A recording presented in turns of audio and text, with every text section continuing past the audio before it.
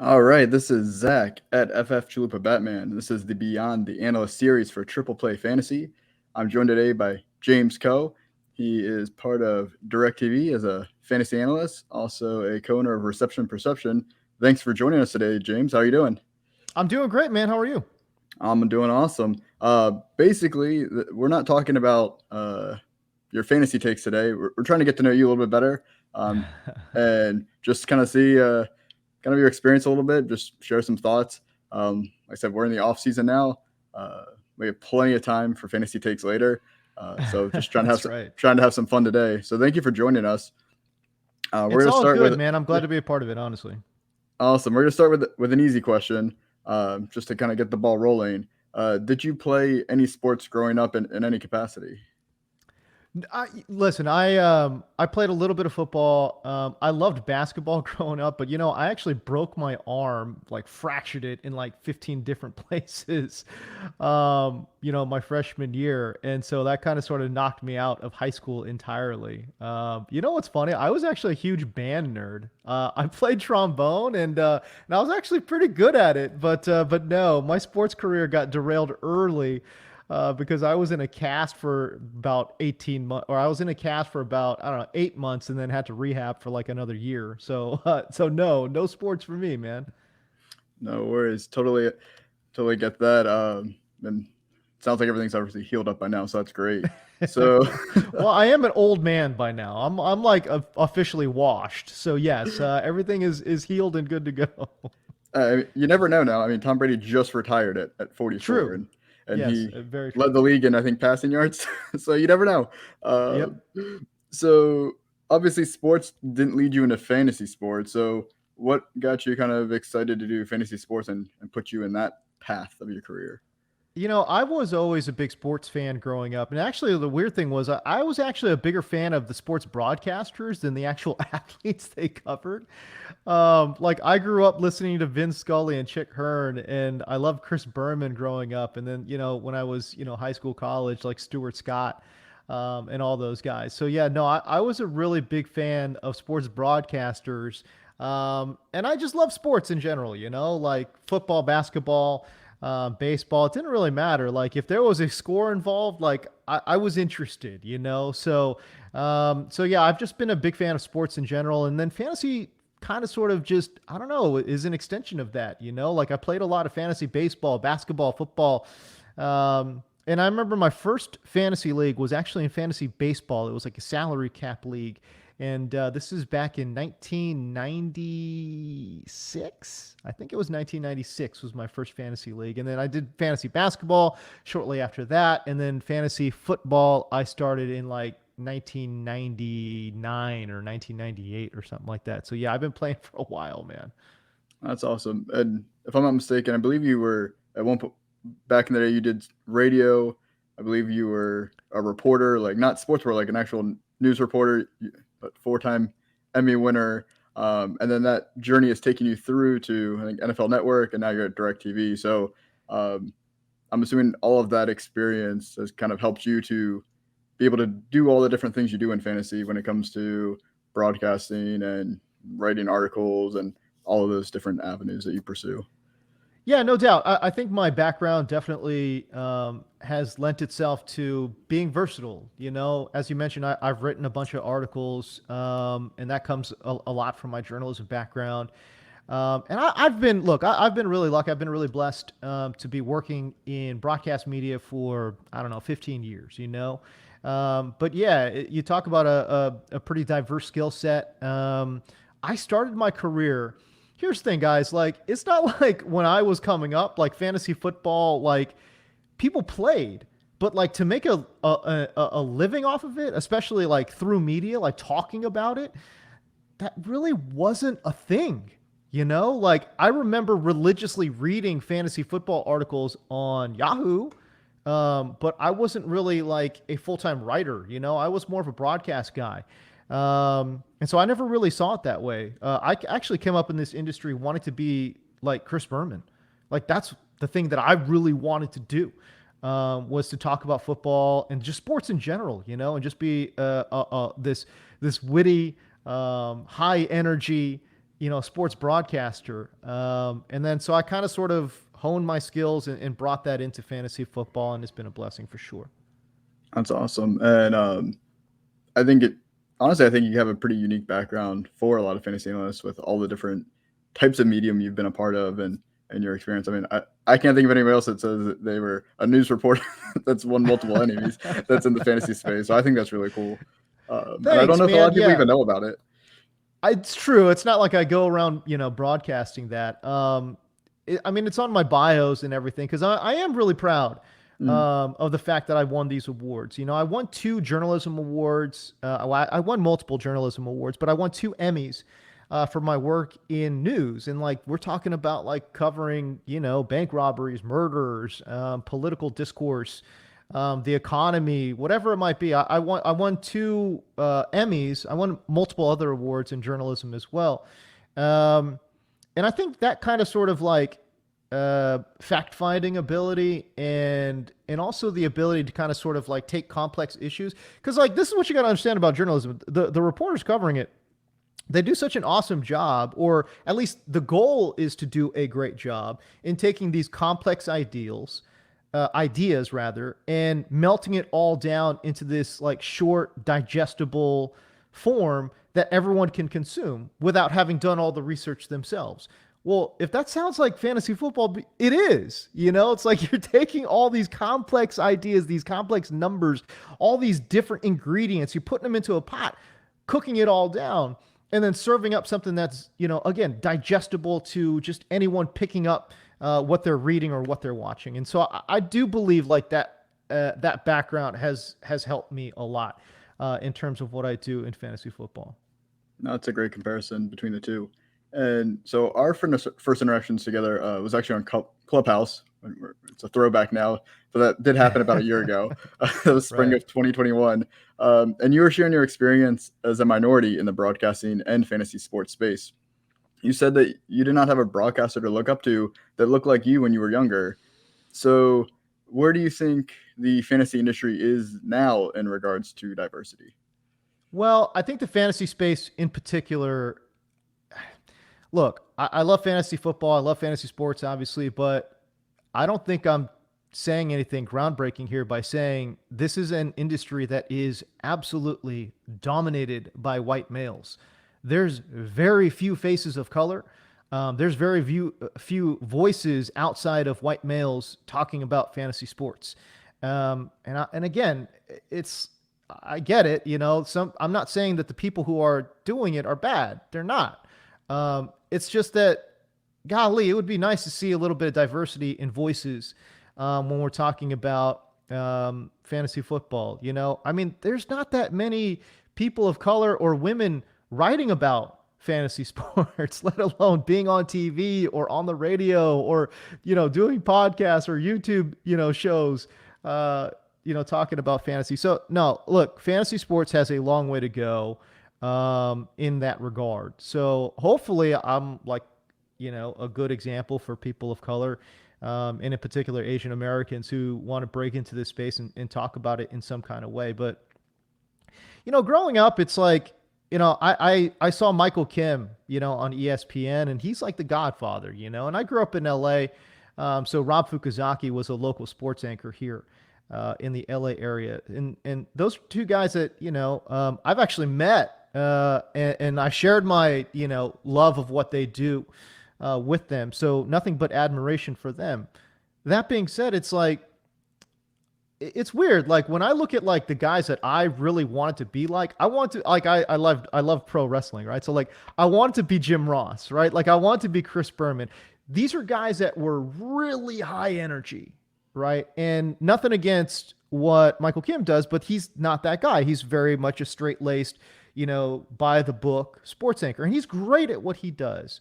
I'm not saying that he's not. That's just, to me, that wasn't me, right? That's not me, right? So I just feel like what I do is just trying to provide a different look, I guess. It's like, it's what I do. I'm passionate about it.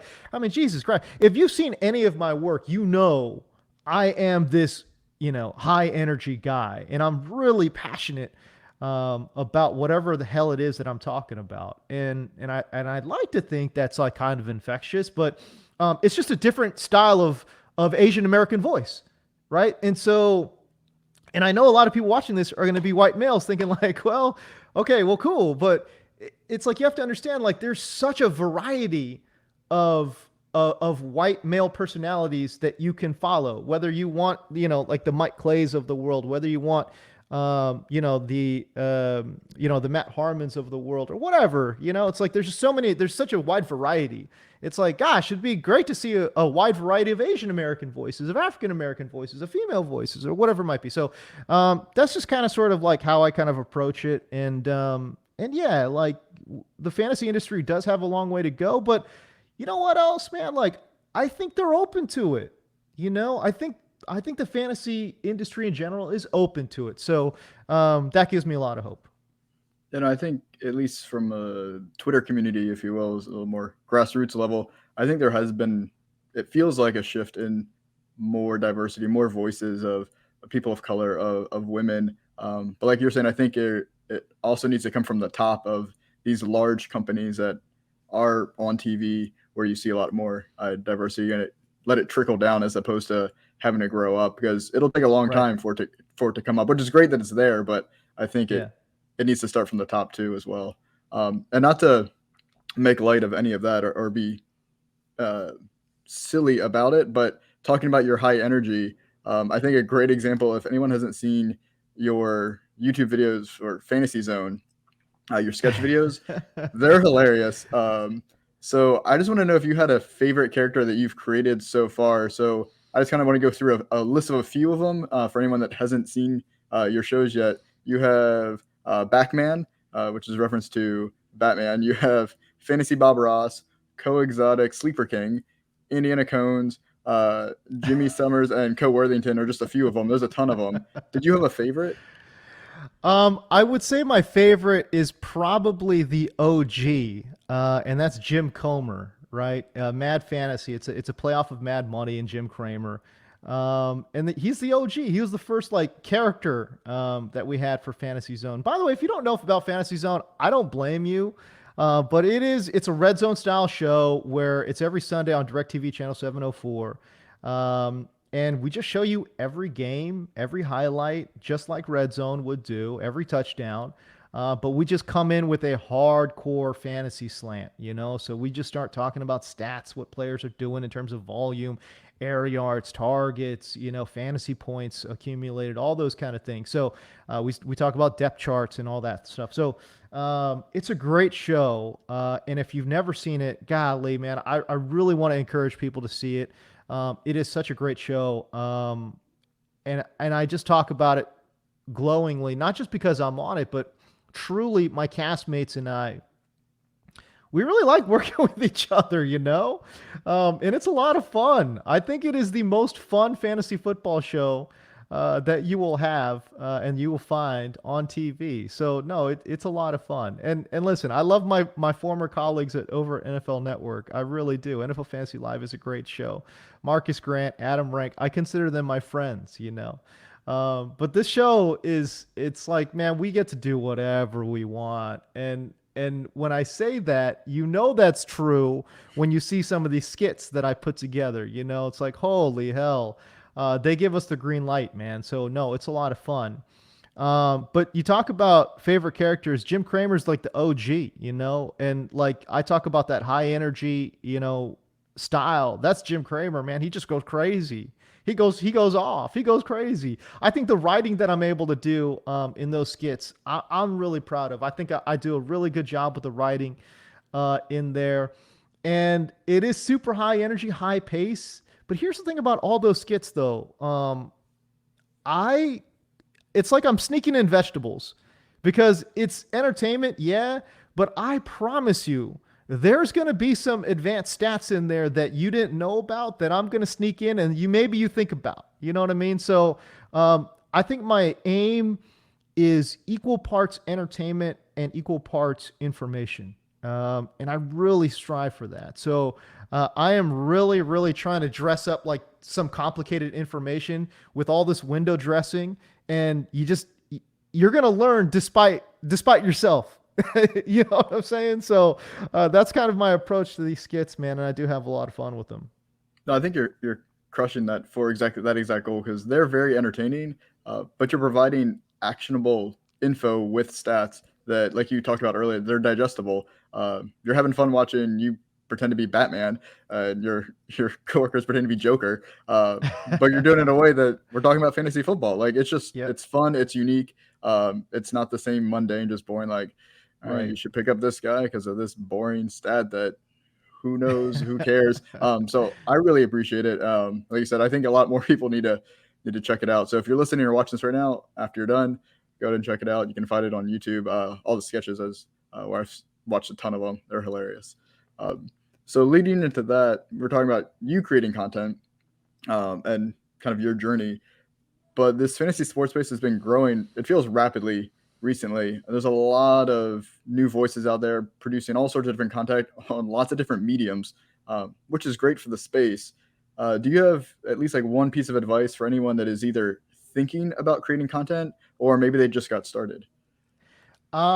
It's the same piece of advice I give everybody. You know, you got to just keep going. You got to keep making stuff, right? So it's like you want to be a writer, you got to write. You want to be a podcaster, you got to keep making podcasts. You want to be a YouTuber, keep making video clips. The great thing about today's world, and that's different than when I came up, is you have all the tools in the world to do that, right? You want to start you know, it's like you want to write, great, go put it on a blog for free. You want to make video clips? Go ahead, put it on YouTube for free. It costs you absolutely nothing other than time to create content. And I always find it interesting, you know, because people always say, "Oh, I could do what you do. You're not doing anything special." I agree. You absolutely could do what I'm doing. So you have to ask yourself, why aren't you doing it? Right? I don't think I'm any kind of special talent, right? Like for what I think what I do that's different than everybody else is I just keep going. I just keep making stuff, right? And I don't care. I don't care if it gets views. I don't care if people like it. I just keep going. And I think that's the piece of advice that I would probably give people is if you really want to write in fantasy football in that space, don't wait for somebody to pay you to do it. Just keep doing it. And what you're going to find, I know that sounds simple, but what you're going to find is that it's extremely difficult to keep coming up with these ideas, and extremely difficult to keep researching these ideas over and over and over again. For what? I mean, you get people to watch it or read about it for 1 week, and then it's out the door. You know what I'm saying? So I think that part of it, I would probably say is probably the most important, is that you really just got to say, screw it, and just keep making the content and just keep pushing it out. And when you do that, you're going to get better a lot faster, and pretty quickly too, you know? So, and self-examination takes you a long way. Dude, listen, I do a lot of self-analyzing and self-critiquing, you know, like all these skits that come out, like I'm still examining it and like looking at all my on-air appearances. Doesn't matter how big or small the podcast. I'll go back and I'll watch it and just try to pick apart little things that I could work on, presentation wise. And I think that's really, really important. So a lot of people can't do that. I think a lot of people do not have that self-critical lens to kind of sort of come out of your own body and observe yourself without all this baggage of like, well, this is what I was thinking. Nobody gives a crap what you were thinking. The only thing people care about is what did you do? It is very results driven. What did you do? I don't care that you had a bad day and then you came into this appearance and you sucked. No, doesn't matter, right? It's just, can you objectively critique yourself and be able to get better? And when I talk about getting better, man, like pick one thing and just get better at that. And then when you finally tackled that, you know, that little hurdle, go pick something else and try to get better at that. And then I tell you what, one step at a time, man, like all of a sudden, 6 months later, a year later, you're like, holy hell, I'm a hell of a lot better than I was before, you know? So yeah, that would be my thing, man. Just keep creating content and then, you know, use that self-critiquing mode to try to improve. That's great advice. So that was the last of the, we'll call it serious questions. So if you're game, I have some rapid fire questions for you. Let's do it. All right, I will warn you, these are highly controversial questions on Twitter. And so no matter what you say, uh, someone's going to agree with you and Love someone's it. not going to agree with you, but that's just going to make it a Let's lot do more it. fun. I All love right. it. So the first one we have is, do you pour cereal or milk first in the bowl? You pour cereal. Who is the psychopath that pours the milk first and then pours the cereal? You pour the milk in, then you pour in the cereal. It splashes. Who's the psychopath that does milk before cereal? It's of course it's cereal first. I'm not going to lie, it's a thing. It's out there. I promise you, it is out there. There are milk pours What? first. That's psychotic. Okay. Is a hot dog a sandwich? A hot dog is not a sandwich. A hot dog is a hot dog. And I know my former colleague Dave Damashek really popularized this concept, but no, a hot dog is a hot dog. Okay, just because it's in a bun, it's fine. It's not on two separate pieces of bread. That is what a sandwich is. It's on two separate pieces of bread. And you can say, well, there's the sub, and I guess there is that too. There's that argument, but I don't know, man. Like to me, I think a hot dog is a hot dog, and a sandwich is a sandwich. They're two different things. I mean, what are we gonna say? That if you fold up a pizza in half, that it's a sandwich now? I don't know. Like what? It's like slippery slope. Where does it stop? What? Pizza's a pizza. You can't say if I fold up a pizza in half and I eat it. What? All of it? Am I eating a sandwich now? No, I'm eating a pizza. Okay, so a hot dog is a hot dog. Fair enough. Should toilet paper hang over or under the roll? Oh, over 100%. I don't know what, like, what is the thing? I don't know, man. Like, maybe I'm going TMI here, but like, it's harder to tear off when it's under. If it's under, you just keep pulling it and it just keeps coming. If it's over, you can pull and tear it off. It's got to be over. I don't understand what's the benefit of doing it from under? Can someone explain this to me? Other than it keep rolling down on itself, I guess. I don't understand. I haven't heard a benefit yet. Okay. Is pineapple an acceptable pizza topping? Dude, I grew up in California, so yes, 100%, man. Like, I get it, people don't like sweet with their savory and vice versa, but I'm also of the concept that or also of the mind that bacon on donuts is good. I think bacon on any kind of dessert is good. So I don't know. But I understand. Like people don't like mixing those worlds. But yeah, to me, pineapple is an acceptable pizza topping. And I know everyone on the East Coast is like groaning right now, but that's okay. I grew up in California, so oh well. All right, and this is the last one. This might be the hardest for a rapid fire. You're stuck on an island, but you're able to listen to music. So, what is the one album you would choose to listen to on that island? Oh, my favorite album of all time is Dr. Dre's, Chronic 2001. But do I want to listen to that on repeat on a desert island stuck by myself?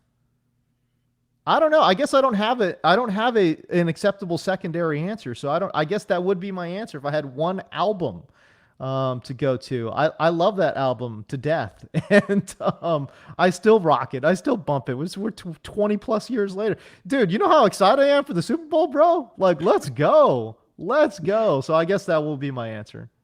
That's awesome. And this is going to come out after the Super Bowl halftime show, but I'm just going to assume that they crushed the halftime show and we both got to enjoy it. And I'm assuming you really enjoyed it too, if Dr. Dre is your choice for this answer. So, 100%. So that's it for the rapid fire. So hopefully it wasn't too controversial for you, but I promise you, as people are watching or listening to this, some of them are cheering you on and some of them are cringing. But that's the fun of it. So I just want to give you an opportunity to share with everyone where they can find all of your great work and plug anything you would like to plug. Last thing I will also say, Die Hard is not a Christmas movie. So I'll throw another one out there. Okay. Bonus. Die Hard, not a Christmas movie. All right. Anyways, but no, yeah, if you want to follow me on Twitter, that'd be great. At James D. Koh, spelled Koh. And again, I just want people to check out receptionperception.com. We've got a lot of great content coming out. Matt Harmon and myself, We're going to be pumping out a hell of a lot more content going into next season as well. And it is the finest wide receiver evaluation tool on the market today. And I'm kind of sort of bringing that like energy and entertainment to that as well, right? So we're going to have a lot of content this season, this off season, and in the upcoming season. Go check it out. It is, like I said, very informative. And I promise you, if you use it, you will find a sleeper way before your competitors. It is an awesome evaluation tool and helps you find guys way before they actually make it big. And that's the name of the game. When you're playing fantasy football, man, like you have to find home runs later in your draft, and this tool is the tool to help you find wide receivers late in your draft. So that's all I'll say. But yeah, if you want to follow me on YouTube as well, by all means, at James Deco. Look, y'all, at James Deco everywhere. All right, any social media handle, it's at James Deco. So go find me there. Perfect. So if you guys are watching this on YouTube, thank you. Please go ahead and like the video, subscribe to the Triple Play Fantasy channel. We have a ton of content coming out this offseason and all season. We're covering football, baseball, basketball, you name it. We even got some fun movie stuff, foodies. So go ahead and subscribe. If you're listening to this on the podcast, make sure you follow it either on Apple or on Spotify so you don't miss any shows. We're coming out every Monday morning for you, get you ready for your week. So thanks again, James, for joining us. It was a real pleasure. I appreciate your time. I hope you have a good one. I will, man. Thanks for having me on anytime.